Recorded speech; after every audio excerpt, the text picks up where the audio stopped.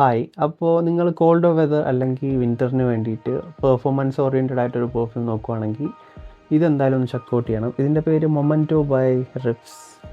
ഇത് അറിയപ്പെടുന്നത് മോൺടെയിലിൻ്റെ അറേബ്യൻ സ്ട്രോങ്കയുടെ ഒരു ക്ലോണായിട്ടാണ്.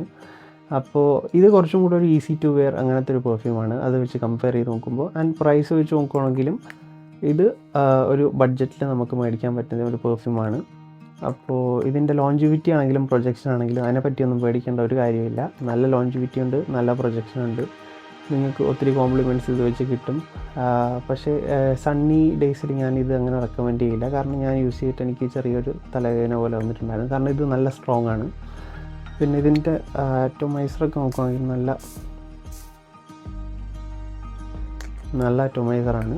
അപ്പോൾ ഇതിൻ്റെ ടോപ്പിൽ തന്നെ ഒരു സാഫ്രോണിൻ്റെ ഇത് വരുന്നുണ്ട്. ടോപ്പ് നോട്ട്സ് നോക്കുകയാണെങ്കിൽ ഷുഗർ, സാഫ്രോൺ, മാൻഡറിൻ, പിന്നെ tonka bean, rose, agarwood, basil caramel, amberwood and cedar. ഇതൊരു ഊദ് റോസ് ഫ്രാഗ്രൻസ് ആണെങ്കിൽ ഇത് കുറച്ച് സ്വീറ്റ് കൈൻഡ് ഓഫ് ഊദ് അങ്ങനത്തെ ഒരു ഫ്രാഗ്രൻസ് ആണ്. ഈസി ടു ലൈക്ക് ആണ്. മറ്റേ ഭയങ്കര സ്കാങ്കി ഊദ് അങ്ങനത്തെ ഇതൊന്നുമില്ല. നിങ്ങൾക്ക് സാഫ്രോണൊക്കെ ടോപ്പിൽ വരുന്നതൊക്കെ ഇഷ്ടമാണെങ്കിൽ നിങ്ങൾക്ക് എന്തായാലും ഇതൊന്ന് ട്രൈ ചെയ്ത് നോക്കാം. ഇതിലൊരു 3000 to 3500 ആ ഒരു റേഞ്ചിലൊക്കെ നിങ്ങൾക്ക് മേടിക്കാൻ കിട്ടുമായിരിക്കും. സ്ട്രോങ് ആണ്. എന്തായാലും ഒന്ന് ട്രൈ ചെയ്ത് നോക്കുക. Okay, thank you.